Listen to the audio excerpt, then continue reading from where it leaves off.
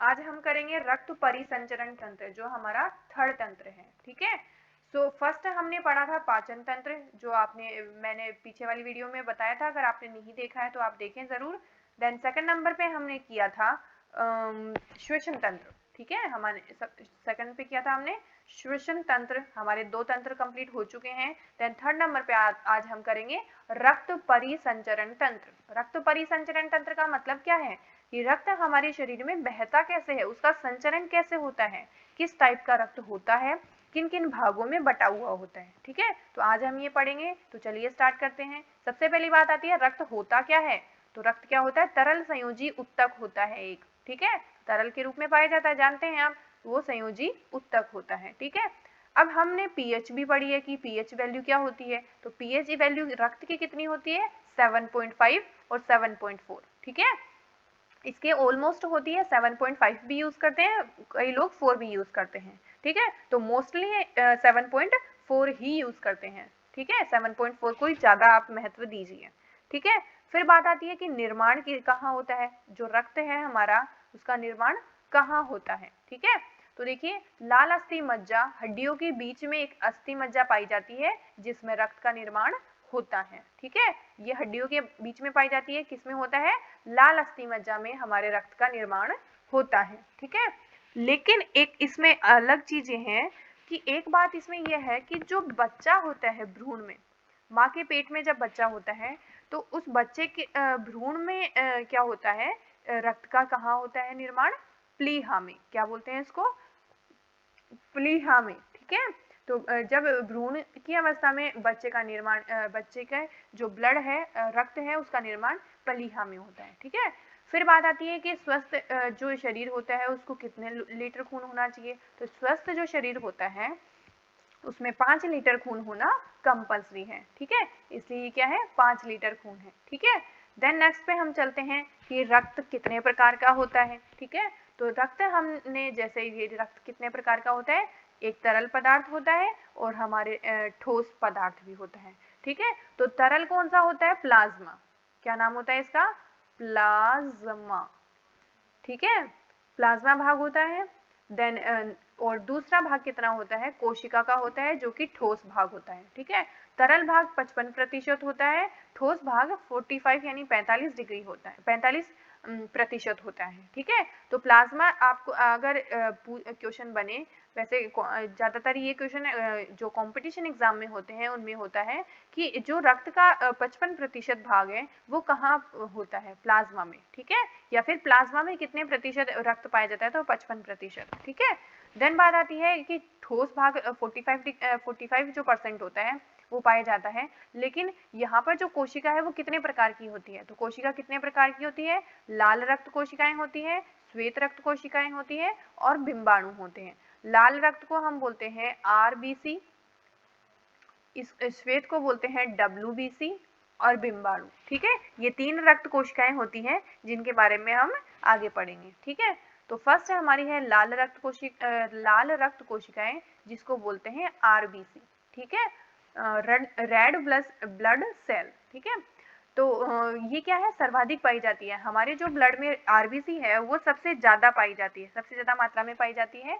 कौन सी, आरबीसी, लाल रक्त कोशिकाएं। ठीक है, इनका लाल रंग हीमोग्लोबिन के कारण होता है। ठीक है, आप जानते हैं हीमोग्लोबिन अगर प्रेजेंट है तो हमारे ब्लड का रंग लाल होता है, तो वो किस कारण होता है, हीमोग्लोबिन के कारण हमारा जो रक्त का लाल रंग है वो होता है। देन बात आती है कि जो हीमोग्लोबिन है उसमें क्या पाया जाता है, तो हीमोग्लोबिन क्या है, मतलब एक प्रकार का क्या है, प्रोटीन है। इसमें क्या पाया जाता है, आयरन की वजह से ये हीमोग्लोबिन लाल रंग का होता है। तो इसका मतलब क्या है, हमारे रक्त में क्या पाया जाता है, आयरन पाया जाता है। ठीक है, जब वह कोशिकाओं में उपलब्ध होता है तो क्या होता है, कोशिकाएं भी लाल रंग की हो जाती हैं। ठीक है, आयरन जब हमारी कोशिकाओं में होता है तो कोशिकाएं क्या किस रंग की हो जाती है, लाल रंग की हो जाती है। ठीक है, बात आती है आरबीसी। आरबीसी में केंद्रक नहीं पाया जाता, केंद्रक की शेप गोल होती है।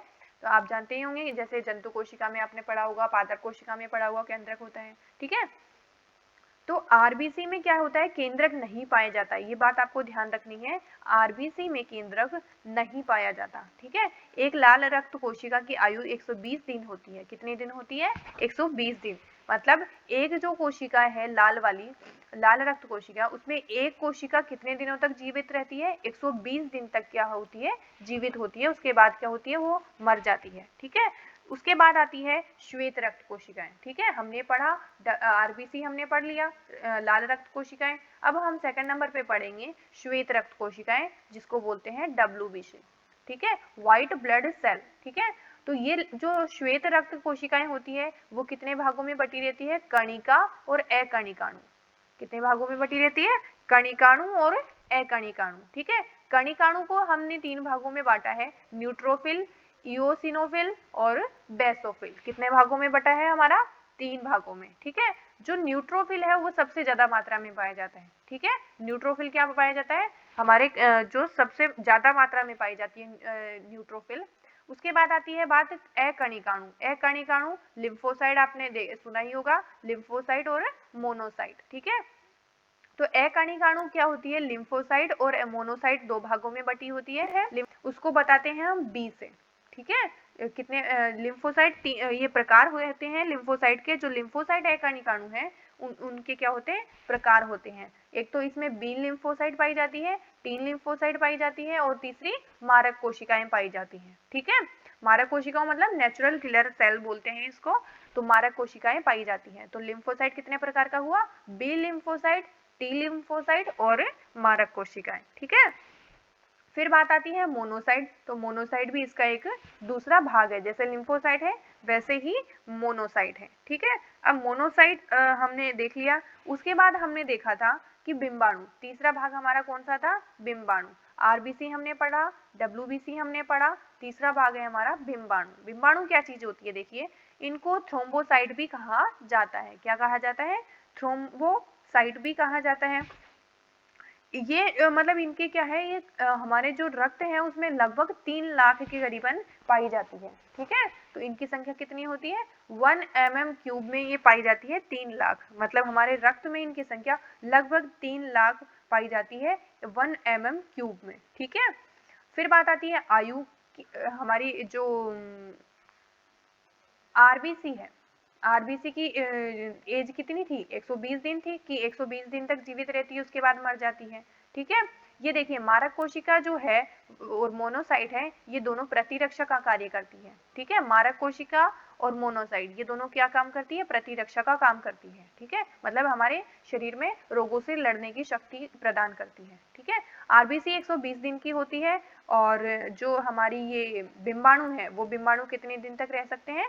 10 दिन की इनकी आयु होती है। उसके बाद ये क्या करते हैं? मर जाते हैं। ठीक है, तो हम इसमें क्या होता है, जो बिंबाणु होता है, बिंबाणु में होता है केंद्रक नहीं होता। इसमें एक बात और ऐड कर लीजिए आप, केंद्रक नहीं होता है। ठीक है, ये केंद्रक विहीन होते हैं।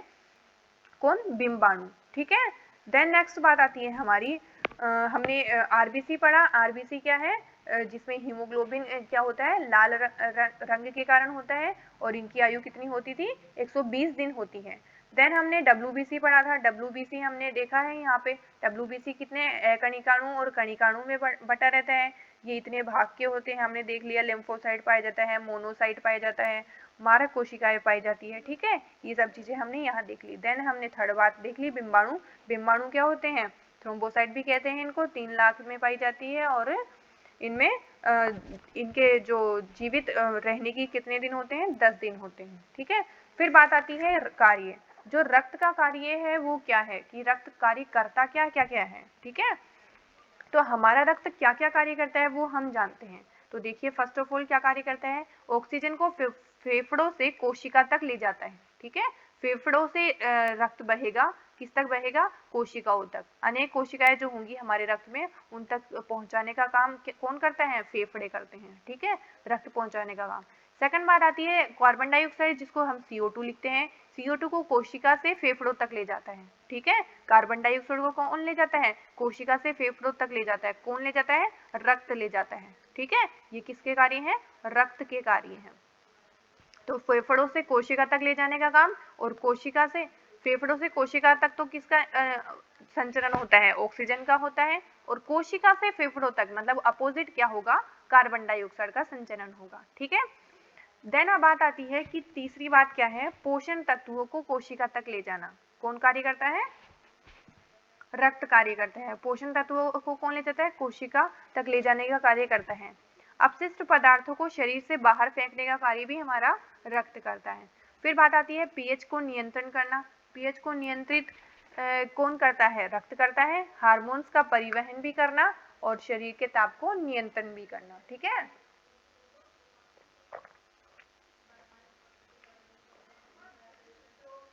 देन बात आती है कि रक्त के प्रकार क्या होते हैं। तो हमारे रक्त क्या होते हैं? 4 प्रकार के होते हैं, ए बी और ओ। तो हमारा रक्त 4 प्रकार का होता है। ठीक है, सो 4 प्रकार कौन कौन से होते हैं? ए बी और ओ। इनकी डीपली मतलब इसके बारे में आपने नहीं पढ़ा होगा, तो क्या होता है, कुछ कुछ चीजें मैं बता देती हूँ यहाँ पे। तो हमारा जो रक्त के प्रकार हैं 4 प्रकार के होते हैं, ए बी और ओ। ठीक है, तो इनमें कुछ प्रतिजन प्रतिरक्षीर ये पाए जाते हैं। तो हम वो क्या करते हैं, आगे पढ़ेंगे। नेक्स्ट जब रक्त का एक अलग से टॉपिक लेकर आऊंगी मैं, तो उसमें पढ़ेंगे हम। ठीक है, तो आपको यहाँ पे बस इतना ही ध्यान रखना है कि ए बी और ओ ये क्या है, रक्त के प्रकार हैं। ठीक है, इसमें एक आरएच प्रतिजन पाया जाता है। आरएच प्रतिजन, क्या बोलते हैं इसको? आरएच प्रतिजन। वो आरएच प्रतिजन मैं आपको नेक्स्ट में बताऊंगी कि क्या क्या चीजें हैं। अगर मतलब नेक्स्ट में हम जब भी पढ़ेंगे तो उसमें मैं रक्त के लिए एक अलग से स्पेशली वीडियो बना दूंगी, उसमें आपको रक्त की पूरी जानकारी मिल जाएगी। ठीक है, वैसे मोस्टली यही होते हैं कि ये 4 भागों में बटे रहते हैं, ए बी और ओ। 4 प्रकार के हमारे रक्त हो गए। ठीक है, तो आरएच कारक आपको पता ही है, आरएच कारक। और आरएच इसमें नेगेटिव होता है, पॉजिटिव होता है, सिमिलर वही ए पॉजिटिव बी पॉजिटिव जैसे हमारे ब्लड होता है। ठीक है, कोई बी पॉजिटिव होता है, किसी का ए पॉजिटिव होता है, किसी का बी नेगेटिव होता है। ठीक है, ये सब चीजें। देन बात आती है रक्त वाहिकाएं। ठीक है, रक्त वाहिकाएं होता क्या है एक्चुअली में? तो रक्त वाहिकाएं क्या होती है, देखिए रक्त वाहिकाएं क्या होती है। सबसे पहले धमनी और शिरा। रक्त वाहिकाओं का मतलब समझ में आ गया? नसें, जिसको हम आम लैंग्वेज में बोलते हैं। ठीक है, नसें। तो धमनी होती है और शिरा होती है। हमारे साइंस की लैंग्वेज में इनको क्या बोलते हैं? 2 भागों में बांटते हैं हम, धमनी और शिरा। ठीक है, धमनियों में क्या होता है? शुद्ध रक्त बहता है। क्या बहता है? शुद्ध रक्त बहता है, ऑक्सीजन में बहता है, भोज्य पदार्थ के रूप में जो हमारे काम आता है। ठीक है, तो शुद्ध रक्त बहता है किसमें? धमनियों में।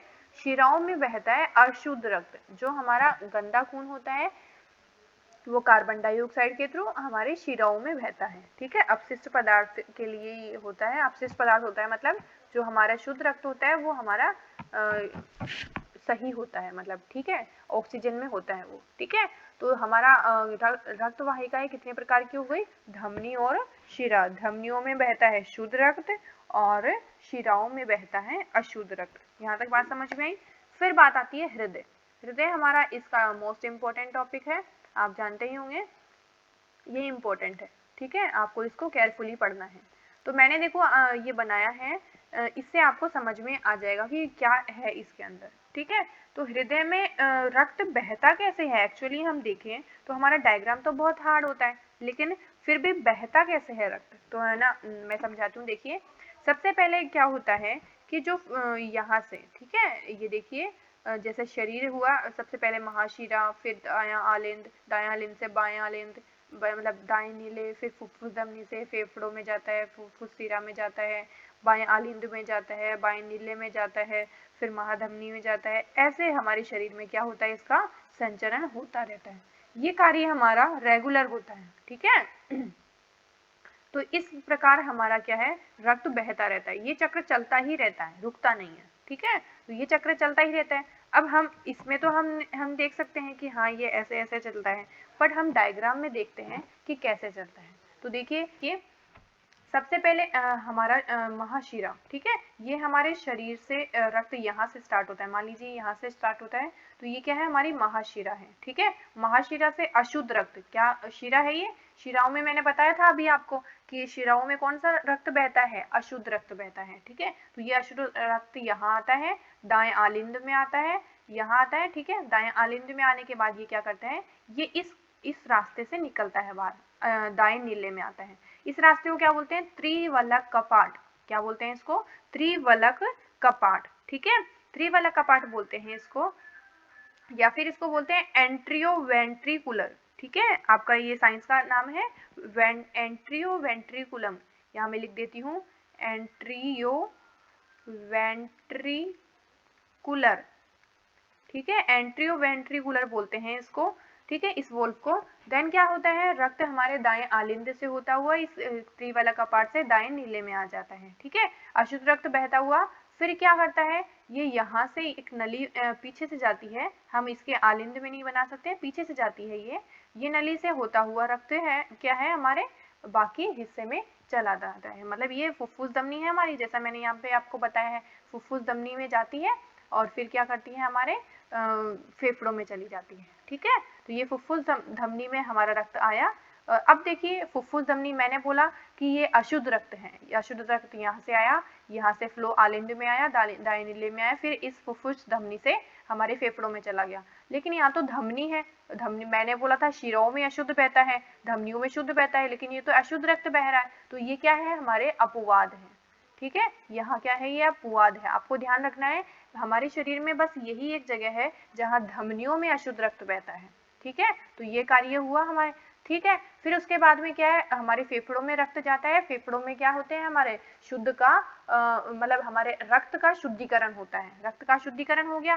फिर क्या होता है, फेफड़ों से हमारे जो फेफड़ों से हमारे मतलब ये इन धमनियों से क्या होता है, इस तरफ और इस तरफ बढ़ जाता है। ठीक है, रक्त चला जाता है।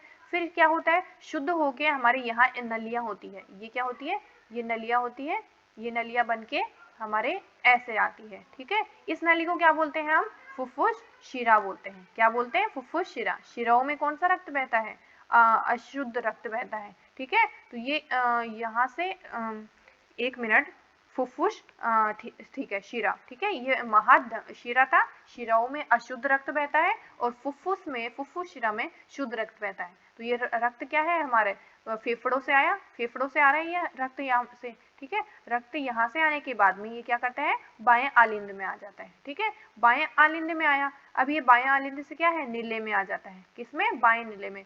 ये वाला कपाट कहलाता है त्रिवलक कपाट। ये कपाट कैसे होते हैं, इस टाइप में होते हैं। ठीक है, रक्त आता है तो ये ऐसे चला जाता है, लेकिन एक्चुअली में क्या होता है, रक्त कभी भी नीचे से ऊपर नहीं जाएगा। यानी हम ये नहीं बोल सकते कि नीले से आलिंद में चला गया, नहीं, जब रक्त ऊपर की तरफ प्रेशर पड़ेगा तो ये क्या होता है, कपाट बंद हो जाता है। ठीक है, ये इस शेप में है।